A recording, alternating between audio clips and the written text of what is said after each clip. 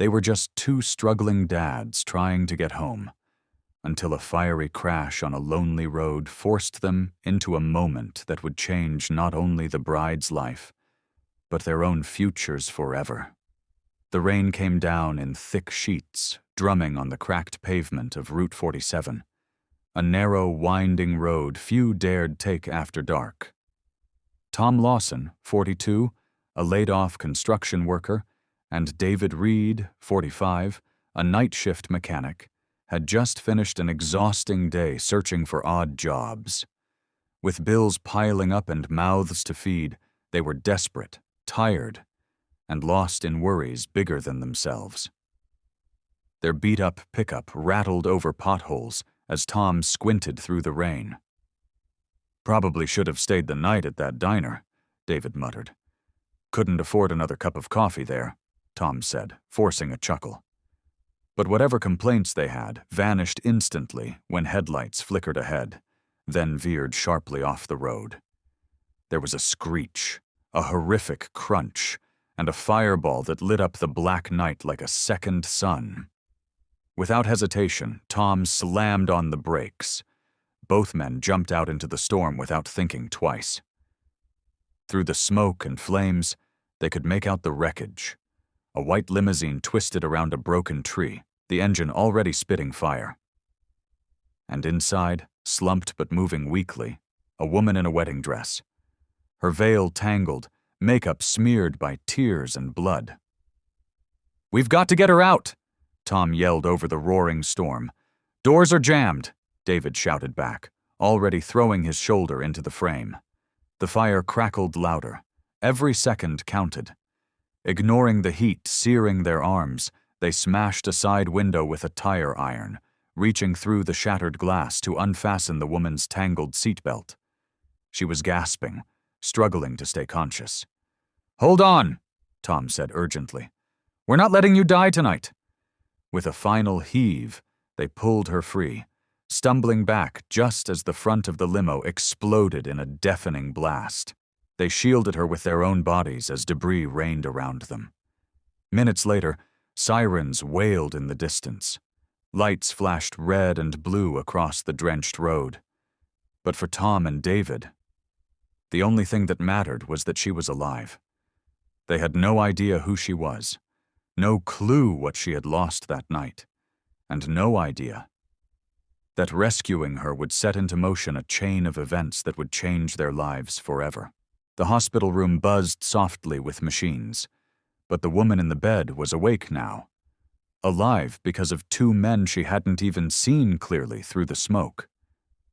Her name was Emily Carter, 29, and the accident had shattered more than just her bones.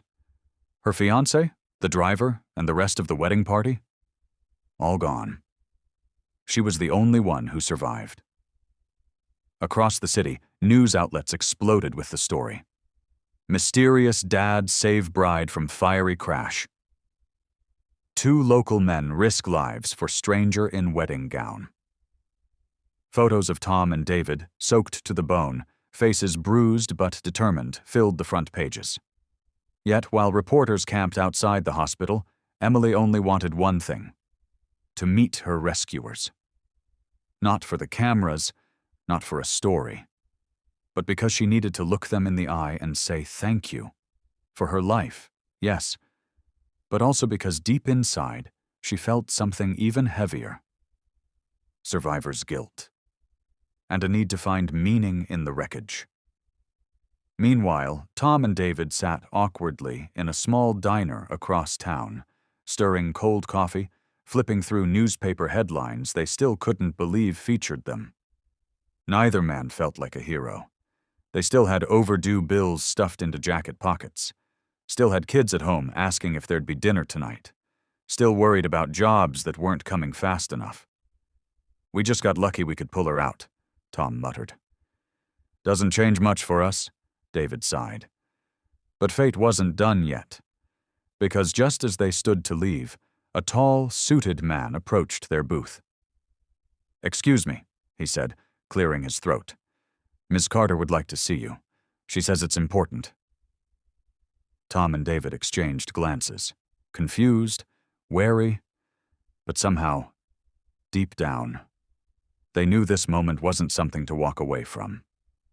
And when they walked into Emily's hospital room later that night, they had no idea just how much one woman's gratitude was about to transform not just their lives, but their purpose.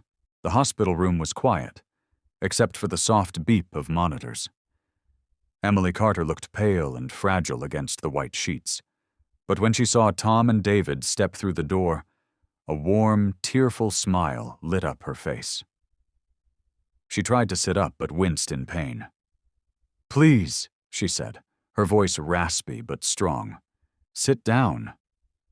I need to thank you properly." Tom and David shifted awkwardly in the chairs next to her, fidgeting like schoolboys caught doing something right, but feeling wrong about the attention. "You don't owe us anything," Tom said gruffly. "We just did what anyone would do," David added quickly. Emily shook her head, her hands trembling slightly as she reached for a photo on the bedside table. It was her fiancé, his smile forever frozen in time. "You were the only ones who stopped," she whispered. "You gave me a second chance, when everything else was ripped away." Tears welled in her eyes, but she blinked them back fiercely. "That second chance deserves to mean something." She motioned toward her lawyer, who had been standing quietly in the corner. He stepped forward and placed 2 thick envelopes on the table. Tom and David stared at them, confused. Inside each envelope, a cashier's check large enough to erase every debt they carried. Legal papers offering them full-time contracts, managing a new non-profit foundation Emily was creating, one dedicated to emergency response, rebuilding lives after tragedy, and honoring acts of everyday heroism. David's hands shook as he read the documents. "You're offering us jobs?" he asked, stunned. Emily nodded, her voice firmer now. "Not just jobs, a mission, a future. You saved my life when you thought no one would notice. Now I want to build something that notices every act of courage, no matter how small." The 2 men sat speechless. For so long, life had been about surviving. Now, someone was offering them a chance to build, to grow, to lead, not because they asked for it, but because they earned it, without ever expecting anything in return. And for the first time in a very long time, hope felt real. Tom cleared his throat roughly.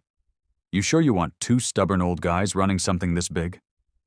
Emily smiled, her voice soft but sure. "I wouldn't trust it to anyone else." In that moment, a bond formed, deeper than contracts or charity. It was gratitude, it was second chances, it was family born from fire. And the next chapter was about to be bigger than any of them could imagine. Months later, a new building stood proudly on the edge of town. The Phoenix Foundation, named for rising from ashes, for hope reborn, opened its doors with banners flying, music playing, and families gathered under a bright sky. At the front of it all stood Tom Lawson and David Reed, no longer just struggling dads fighting to survive, but directors of operations, wearing crisp shirts and easy smiles they hadn't worn in years. And next to them, smiling through tears, stood Emily Carter, founder, survivor, and the beating heart behind it all. Inside, the walls were lined with stories, photos of everyday heroes, letters from families saved by a stranger's kindness, plaques honoring those who ran toward danger when it would have been easier to walk away. The first plaque installed read, "In honor of Tom Lawson and David Reed, who showed the world that bravery isn't about titles or wealth, but about stepping up when it matters most." Tom's son, wearing his best hand-me-down suit, tugged on his sleeve during the ribbon cutting. "Dad," he said proudly, "you're a real hero." Tom ruffled his son's hair, his voice thick.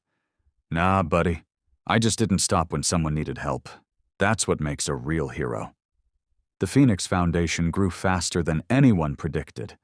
emergency training programs, scholarships for families affected by tragedy, support for first responders who gave everything and asked for nothing. And through it all, Tom and David made sure every life touched by the foundation remembered one thing. Heroes aren't born in the spotlight. They're born in moments when no one's watching. A photo still hangs in the lobby today. Two ordinary men, standing by a young woman in a white dress, smiling. Not for fame, not for fortune, but because they had simply done what was right. The caption underneath reads, "True heroes don't wear capes, they wear heart."